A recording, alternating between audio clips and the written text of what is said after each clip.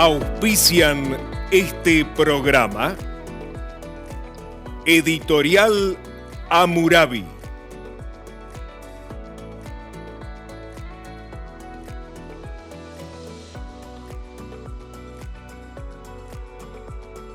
Asociación de Magistrados y Funcionarios de la Nación. Estudio Trota y Asociados. Club Diplomático.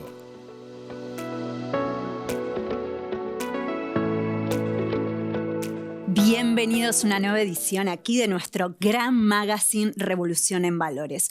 Hoy con un programa muy interesante. Bueno, nuestra querida Argentina sigue necesitando charlar acerca de todas las reformas y todas las modificaciones y las mejoras necesarias para un país más próspero. Hoy nos vamos a dedicar, a una de las patas de la especialidad de la casa, que es nada más y nada menos que el sistema judicial, con un invitado muy especial, el doctor Marcelo Gallo Tagle, el presidente de la Asociación de Magistrados y Funcionarios de la Nación. Todo esto en minutitos más. Si se quedan allí, ya nos encontramos nuevamente. Gracias.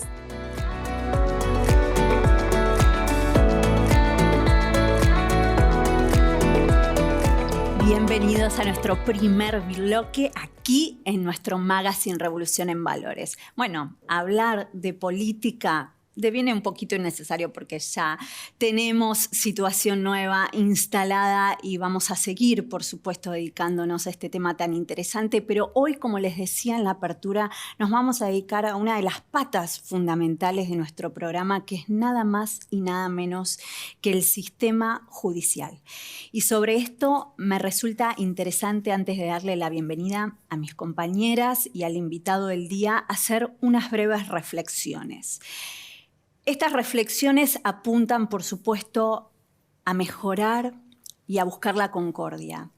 Sabemos del trabajo arduo de la mayor parte de integrantes del Poder Judicial y lo penosa que ha sido la situación en la que se encuentra este poder del Estado a causa de la acción o la inacción de algunos de sus integrantes. Pero también sabemos, porque recibimos muchos mensajes, el descreimiento que ustedes, señora, señor, tiene del otro lado respecto al sistema de justicia. Y sobre esto es necesario hacer algunas breves reflexiones, porque de esto y para esto van a tener que poder trabajar en conjunto los tres poderes del Estado, por supuesto garantizando la independencia del Poder Judicial.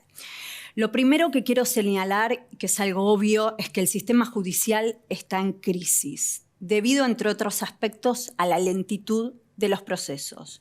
Leyes que se han creado y que muchos magistrados no les queda más que aplicar. Tenemos un proceso judicial para un mundo que no existe, como nos enseña el gran Augusto Morello. Los procesos sabemos que duran años, por no decir décadas algunos. Paradójicamente podemos hacer una transacción en microsegundos, pero obtener una sentencia nos impone un largo derrotero. Le impone un largo derrotero a usted, a vos, si ha sido judiciable en algún momento. Obviamente todo esto signado por gran incertidumbre y zozobra. Los procesos en muchos casos son dispendio de tiempo, dinero y energía.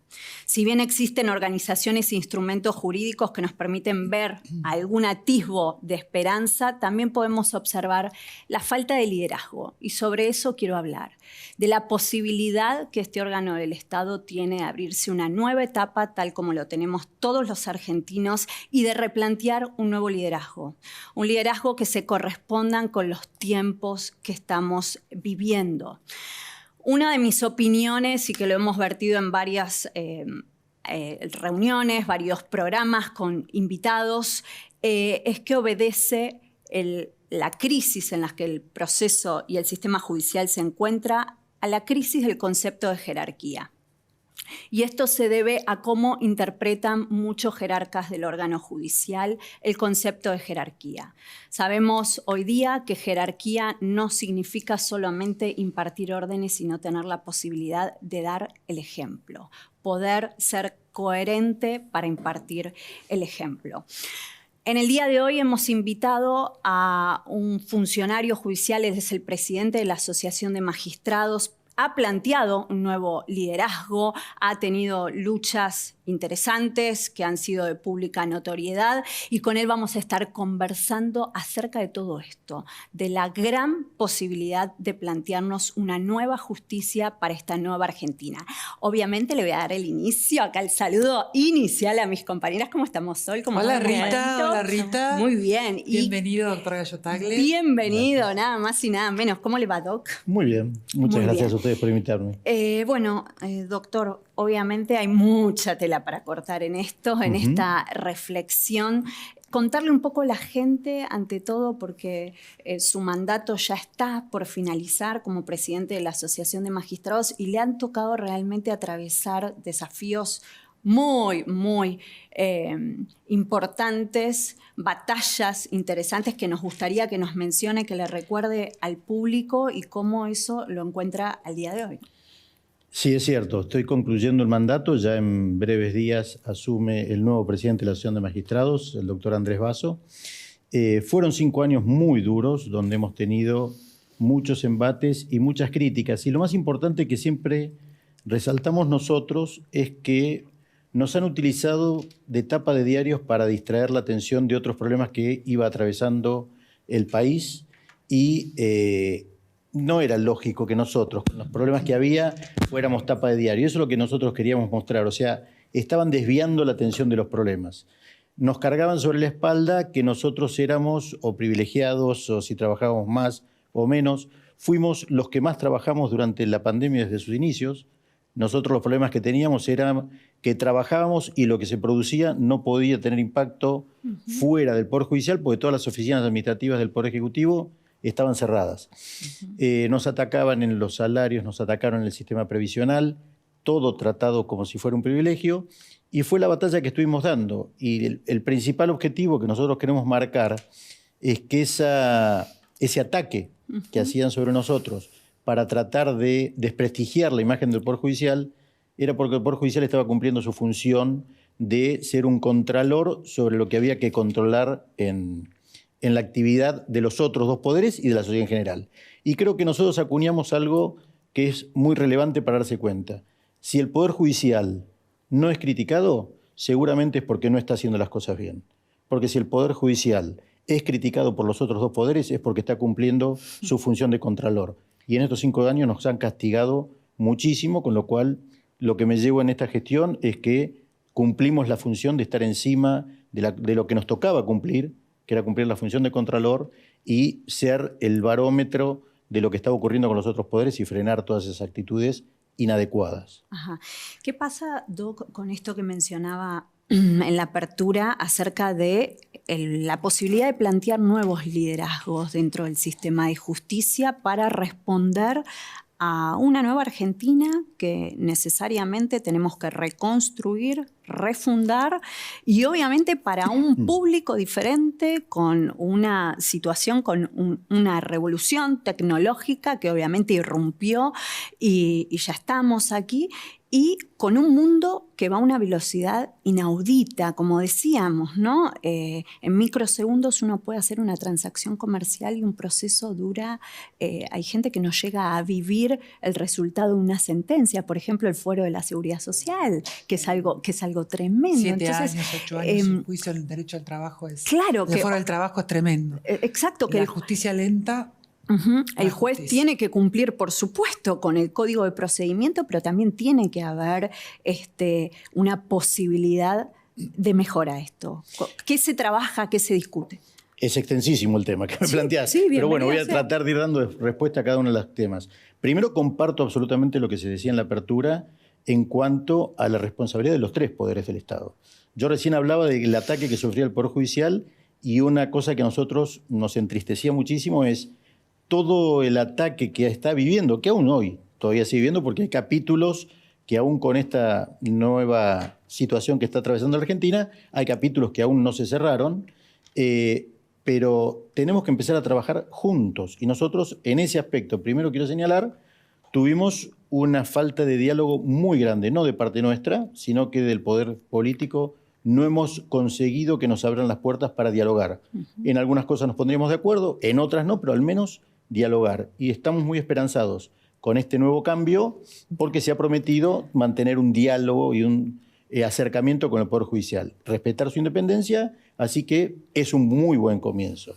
En cuanto a la obligación que todos tenemos de ayornarnos a la realidad que vivimos, lo comparto absolutamente y es responsabilidad de todos, pero quiero marcar que hay parte que puede ser responsabilidad nuestra y hay cierto encorsetamiento que nosotros no podemos salirnos de él. Sí. Y para dar una cuestión muy actual y relevante es la ley de alquileres. Claro. La ley de alquileres no es un tema que manejamos desde el Poder Judicial. Sí tenemos que manejar las consecuencias de esta ley, pero esta ley no satisface ni a inquilinos ni a locadores. Entonces, esto es lo que yo también quiero marcar a veces cuando se nos asignan responsabilidades sobre la lentitud del procedimiento. Tenemos leyes que hay que modificar y fue el diálogo que estábamos buscando. Bien. Y que yo señalo que no tuvimos. Ese diálogo era para trabajar juntos en corregir culpas o cosas que nosotros tenemos que corregir y estructuras, perímetros, leyes que a nosotros nos delimitan cierta actuación que hay que ayornar. Estamos, como bien señalaste, en una época donde la inteligencia artificial, los procedimientos, estas operaciones instantáneas, y una de las cosas que tenemos que modificar es el sistema justamente informático que esté a la altura de la situación de lo que estamos necesitando. Sí, claro, porque obviamente todavía no hablamos de expediente. Ahora, chicas, les doy el pase. No. Por supuesto, no hablamos de expediente digital, pero estamos en un híbrido todavía para explicarle a la gente en donde el formato papel convive. Eso genera un agotamiento mayor para el operador judicial. Bueno, lo hemos hablado en off con otros jueces, por supuesto, acá con las DOC, y realmente estamos en un proceso, ¿no es cierto?, de cambio. Hay mucho por mejorar. Doctor, cuando usted habla del diálogo con los otros poderes y la falta de diálogo con los otros poderes, ¿no le parece que lo más importante es empezar a tener un diálogo con la sociedad frente a la cual el Poder Judicial está muy desgastado, muy desprestigiado y muy golpeado? ¿Que no es hora de terminar con que los jueces hablan por sus sentencias y que puedan hablar con la sociedad con la cara al frente y empezar a comunicar? Acá está el doc. ¿No? Se lo agradecemos. Sí, bienvenido. Estoy totalmente de acuerdo.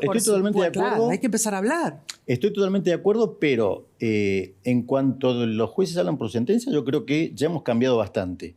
Yo todavía vengo un poco la vieja camada, pero uno ya está viendo la renovación y la gente más joven que está surgiendo y donde ya hasta hubo acordadas de la Corte, pero también lo hubo en las sentencias donde la redacción de las sentencias ya empieza a ser de una manera mucho más accesible para el público y no que necesita un abogado para que le traduzca qué dice la sentencia. Doc, y es verdad, un chivito, un saludo especial para el doctor Caramelo, que es uno de los especialistas tuvimos una reunioncita en sentencias y redacción inclusiva. Él generó todo esto dentro de su equipo de trabajo para poderle brindar, y él plantea algo muy disruptivo, ¿no? Que es tan interesante, doctor, y que es un colega muy querido suyo, le compartimos a la gente, en donde dice, el juez trabaja para la comunidad. Claramente. Yo soy un trabajador de la comunidad. ¿Cuántos jueces hay así? Qué interesante poderlos dar a conocer, ¿no? Que hay como rótulos que se le ha puesto a la justicia que hay que desenmarañar. Por ejemplo,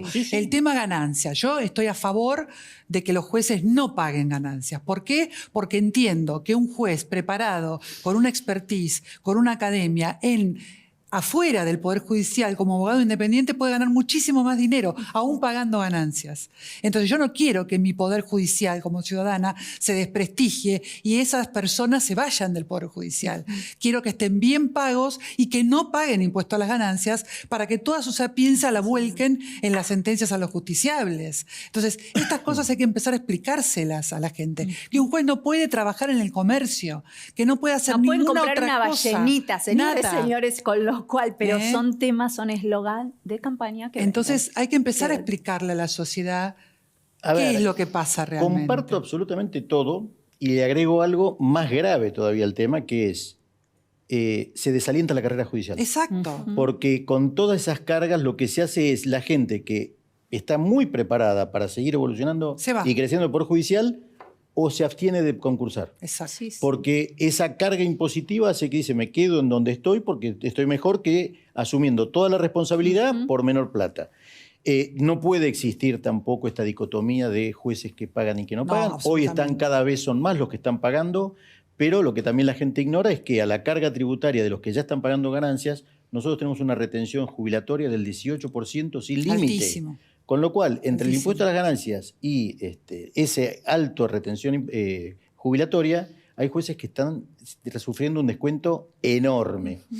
Pero hay algo más, ustedes lo conocen creo que mejor que yo, el salario no es ganancia, o sea que no es el Poder Judicial, es al revés el tema. No es que los jueces no tienen o tendrían que pagar ganancias, ninguno que esté asalariado debería estar pagando ganancias. Totalmente. Pero, y de esto, como ustedes quieran, yo tengo rato para hablar por ese tema, pero si no, avanzo también con la otra cuestión, que es todo lo de modernizarnos y tener más cercanía con la gente. Este tema nos aleja también de la gente, porque nos lo plantean como privilegiados y demás. Y como ustedes bien señalaron, tenemos restricción a hacer cualquier otra cosa. No podemos ejercer ningún tipo de comercio, no podemos hacer nada. Pero el tema es que hemos nosotros propuesto distintas soluciones para tratar de buscar algún equilibrio en la cuestión, porque nosotros somos los primeros que también queremos terminar con esta cuestión que nos marcan permanentemente con el privilegio, y ahí nos sacan de eje para desprestigiarnos y cambiar de eje lo que estamos peleando. Me refería con la comunicación. Entonces, en esa pelea quedamos siempre en desventaja porque nos sacan ese tema y todo lo otro, que es mucho más relevante, se saca de discusión y no se le muestra al público. Y eso que se saca de discusión y que a nosotros nos dan como privilegio, no es privilegio. Es el respaldo de la gente de un juez ecuánime e imparcial. O sea, es una defensa del ciudadano el poder y del justiciable. Contramayoritario, que es la base de lo que explica la existencia del sistema judicial, es proteger a las minorías de la tiranía de la mayoría. Básico. Eso también se explica en la intangibilidad del salario del juez. Con lo cual, bueno, obviamente son eslogans de campaña, porque al ego en la materia, la persona que no comprende, obviamente, estas cosas en un momento de tantas carencias, de un país con tanta cantidad de gente pasando hambre, obviamente es provocador. Plantear el tema es provocador, lo fue para el anterior gobierno, para el anterior, tal vez Dios quiera que no lo sea para que se busque un punto en común, ¿no es cierto, Doctor, Solcito? yo le quería hacer una pregunta sobre una palabra que mencionó que me parece fundamental, que es la independencia. Vi una declaración suya, la cual yo comparto, a ver si yo la interpreté de la manera que usted la quiso expresar, acerca de que a veces somos un país, estas son palabras mías, que se llena la boca hablando de democracia, que se festeja con un acto, que se festeja en cierta fecha, pero a veces por ahí en la práctica, en el día a día, se olvidan los funcionarios de esta democracia que el pilar fundamental es la independencia de los tres poderes diferentes y, ¿por qué no, un cuarto poder que es el de los medios? Y mi pregunta es puntualmente si cree que existe esta independencia de poderes real o si se podría mejorar más aún, o por ahí no hay como alguna puja entre el Poder Judicial, el Poder Ejecutivo y, ¿por qué no, también el poder de los medios con una causa por ahí que es un poco más llamativa ante el Poder Judicial? Todo eso. Sí, me adelanto. Respuesta, todo eso. La interpretación de lo que yo ya he dicho, sí, es correcta, la comparto, es la idea de la que yo tenía. Y quiero hacer un antes y un después. Mi respuesta va a ser con respecto al pasado. A las actuales autoridades, démosle el beneficio del cumplimiento de las promesas del respeto a la independencia. Con lo cual, esto es respecto a lo que hemos vivido hasta las elecciones pasadas. Sí, no había independencia del Poder Judicial, donde el Poder Judicial cumplía lo que yo les decía, adecuadamente su función de contralor. La mejor manera de cuestionar una sentencia que el poder de turno, sea cual fuere, interpretaba como un cuestionamiento de sus actividades, la mejor manera de desviar la atención, en vez de ir con los recursos adecuados y los que corresponden, era hacer publicidad negativa del Poder Judicial y atacarla con cualquier tema, ganancias, privilegios, de lo que fuera, y tratando de buscar una imagen negativa, quería desprestigiar al Poder Judicial y la seriedad de esa sentencia. Creo que un ejemplo claro de eso es el juicio político que todavía no concluyó a los ministros de la Corte, donde realmente yo no le veo la punta al ovillo ni justificativo para semejante trámite, que es un desprestigio de los tres poderes. Seguro. La manera en que se está tramitando desprestigia a los tres poderes. O sea, en el objetivo de tratar de vulnerar la imagen de una Corte absolutamente independiente, se está llevando adelante al país a un precipicio innecesario que afecta a los tres poderes. Entonces, en lo que me tocó vivir en toda la gestión que yo tuve, sí, hubo una permanente vulneración de la independencia del Poder Judicial por distintos tipos de ataques. En modificación de leyes, en tratar de buscar restricciones impositivas, presupuestarias, previsionales. Eran maneras de tratar de domesticar al Poder Judicial, y eso es lo que nosotros queríamos y tratamos de defender. Doc, bueno, hablando de esto, sabemos, le compartimos a la gente que también tiene una responsabilidad a nivel internacional, el Doc, porque es vicepresidente de la FLAM. Ahora me gustaría que le cuente un poquito a nuestro público de qué se trata esta federación, bueno, adelanto de jueces latinoamericanos, en donde también lo hablábamos en off, Doc, cuando usted vuelve al país, comparte esta sorpresa, ¿no? Y esta preocupación de que no solo en Argentina, sino que en otros países de Latinoamérica se viven situaciones similares, persecuciones y ataques físicos a la integridad, a la vida de determinados funcionarios. ¿Cómo está la cosa? Y bueno, ¿qué es lo que se vislumbra, ¿no?, en la FLAM? A ver, la FLAM es la Federación Latinoamericana de Asociación de Magistrados. Nos engloba a 20 países de Iberoamérica. Y sí, la realidad que se vive en la región es preocupante, es de un avasallamiento incluso en algunos países mucho más severo que en el nuestro, porque hay gente asesinada. Nosotros tenemos algunos países donde han asesinado fiscales que han estado investigando causas de corrupción, donde hay muchísimos jueces que están exiliados de su país por ser firmes en sus convicciones y no ceder frente a todo tipo de presión. Las amenazas de muerte que han sufrido los han hecho escaparse de sus países con lo opuesto. En ese sentido, el problema que ellos también tienen es una prohibición absoluta de asociacionismo, con lo cual hace que no tengan tal vez la contención que nuestra asociación en nuestro país le brinda a los jueces de la República. Entonces, hasta les complica la situación de agruparse para tener una defensa asociativa. Así como la tenemos nosotros en la Argentina, a nivel regional, en Latinoamérica existe esta federación, y a nivel internacional también existe otra unión internacional de magistrados, donde todos lo que hacemos es el mismo trabajo que hacemos acá, es respaldar y caer en el lugar que necesita la colaboración para tratar de fortalecer la defensa de esos principios que son vulnerados. Y yo lo que digo acá en la región, en Latinoamérica, el efecto de contagio es muy grande. Sí. Cómo se va trasladando lo que pasa, lo malo. Generalmente, lamentablemente, el efecto contagio es de lo malo. Cómo va cundiendo un plan de avasallamiento contra el Poder Judicial y cómo se va dispersando en manera semejante en la región. Bueno, en definitiva, lo que marca Doc, y las chicas obviamente creería que lo vamos a compartir, es un estilo de ejercer el poder, que claramente es de corte autoritario, ¿no? Doctor, usted corríjame si yo me equivoco, pero también me parece que el Poder Judicial tiene un poquito de fuego amigo. ¿No?